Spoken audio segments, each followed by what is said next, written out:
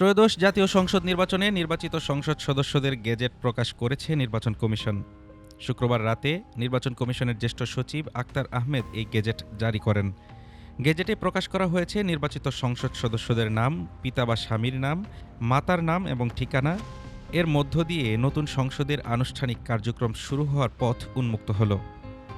প্রধান উপদেষ্টার কার্যালয়ের সূত্র জানিয়েছে, নবনির্বাচিত সংসদ সদস্যদের শপথ পড়াতে পারেন প্রধান নির্বাচন কমিশনার। সেক্ষেত্রে আগামী সোমবার অথবা মঙ্গলবার শপথ অনুষ্ঠিত হতে পারে। সংবিধান অনুযায়ী শপথ পড়ানোর দায়িত্ব দ্বাদশ জাতীয় সংসদের স্পিকার ডক্টর শিরিন শারমিন চৌধুরীর। তবে নির্ধারিত সময়ের মধ্যে তা না হলে পরবর্তী ৩ দিনের মধ্যে সিইসি শপথ পড়াতে পারবেন। গত বৃহস্পতিবার ৩০০ আসনের মধ্যে ২৯৯টিতে ভোট গ্রহণ হয়। শুক্রবার ২৯৭ আসনের বেসরকারি ফল ঘোষণা করে নির্বাচন কমিশন। উচ্চ আদালতের নির্দেশনায় চট্টগ্রাম ২ ও ৪ আসনের গেজেট প্রকাশ এখনও স্থগিত রয়েছে।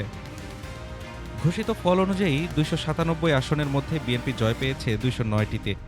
ফল স্থগিত থাকা ২টি আসনেও বিএনপির প্রার্থীরা এগিয়ে আছেন। তাদের শরিকরা পেয়েছে ৩টি আসন। অন্যদিকে জামায়াতে ইসলামী পেয়েছে ৬৮টি আসন। দলটির নেতৃত্বাধীন ১১ দলীয় জোটের অন্য শরিকদের দখলে গেছে ৯টি আসন। এদিকে গণভোটের ফলাফলের গেজেটও প্রকাশ করেছে নির্বাচন কমিশন। গেজেট অনুযায়ী হ্যাঁ ভোট পড়েছে ৪,৮২,৬৬০টি, না ভোট পড়েছে ২,২০,৭১,৭২৬টি। বাতিল ব্যালটের সংখ্যা ৭৪,২২,৬৩৭টি। সংসদ সদস্যদের শপথের মধ্য দিয়ে গঠিত হতে যাচ্ছে নতুন সরকার। একই দিনে প্রধানমন্ত্রী ও মন্ত্রিসভার সদস্যদের শপথ অনুষ্ঠিত হতে পারে বলে সংশ্লিষ্ট সূত্র জানিয়েছে। Desk report, Dhaka today.